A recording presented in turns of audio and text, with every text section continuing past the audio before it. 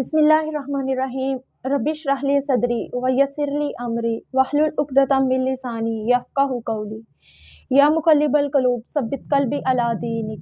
السلام علیکم ورحمۃ اللہ وبرکاتہ۔ میں امید کرتی ہوں آپ سب خیریت سے ہوں گے انشاءاللہ۔ آج کا ہمارا ٹاپک ہے یوم عاشوراء کا روزہ اور محرم الحرام۔ محرم الحرام کو دیکھیں گے کہ اس کی فضیلت کیوں آتی ہے۔ سیدنا عبداللہ ابن عباس رضی اللہ تعالیٰ عنہ سے مروی ہے، اللہ تعالیٰ نے اپنے لیے 4 مہینوں کو خاص کر لیا: محرم، رجب، ذوالقعدہ، ذی الحج۔ ان مہینوں میں اللہ رب العزت نے عمل صالح کو بڑھا دیا، حرمت والے مہینے قرار دیا۔ حرمت کا معنی دیکھا جائے کسی چیز سے پڑے رہنا، اس چیز کے قریب نہ جانا، چھونا نہیں۔ اب ان مہینوں میں یعنی کہ فضول باتوں سے خود کو بچائے رکھنا۔ ان مہینوں میں روزوں کی فضیلت بہت زیادہ ملتی ہے۔ یہ اسلامک مہینوں میں پہلا مہینہ آتا ہے۔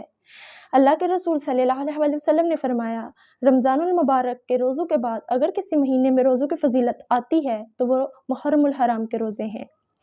اب دیکھا جائے جب انسان مسلمان روزہ رکھتا ہے تو اس میں تقوی جو ہے وہ زیادہ آتا ہے، اس کا دل جو ہے وہ اللہ تعالیٰ سے جڑ جاتا ہے، اس کا ایمان کا لیول جو ہے وہ انکریز ہوتا ہے۔ اب عاشوراء کا روزہ 10 محرم الحرام والے دن کا روزہ، جب آپ صلی اللہ علیہ وسلم مکہ سے مدینہ ہجرت کر کے آئے تو یہودی بھی جو تھے وہ یوم عاشوراء کا روزہ رکھتے تھے۔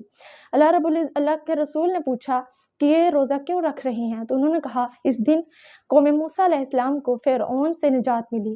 تو اللہ کے رسول نے کہا کہ ہم موسیٰ پر زیادہ حق رکھتے ہیں، اس لیے ہم بھی عاشوراء کا روزہ رکھیں گے، لیکن یہودیوں سے مشابہت نہ ہو، 9ویں اور 10ویں کا روزہ رکھنے کا بولا۔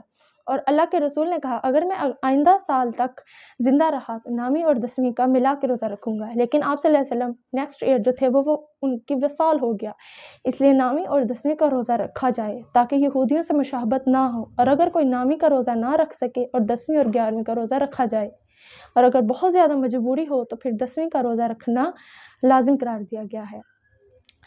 آپ صلی اللہ علیہ وسلم نے فرمایا جو شخص 10 محرم الحرام والے دن روزہ رکھے گا، اللہ رب العزت اس کے گزشتہ سال کے گناہ معاف کر دے گا، یعنی کہ اس انسان کے پہلے سال کے جو گناہ ہیں ان کو معاف کر دے گا، وہ کفارہ بن جاتے ہیں۔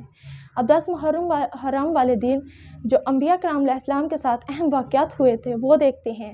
حضرت آدم علیہ السلام کی توبہ قبول ہوئی، حضرت نوح علیہ السلام کی کشتی جو تھی وہ جودی پہاڑ پر ٹھہری، حضرت ابراہیم علیہ السلام کو آگ سے نجات ملی، حضرت عیسیٰ علیہ السلام کو آسمانوں کی طرف اٹھا لیا گیا، اور حضرت موسیٰ علیہ السلام کو فرعون سے نجات ملی۔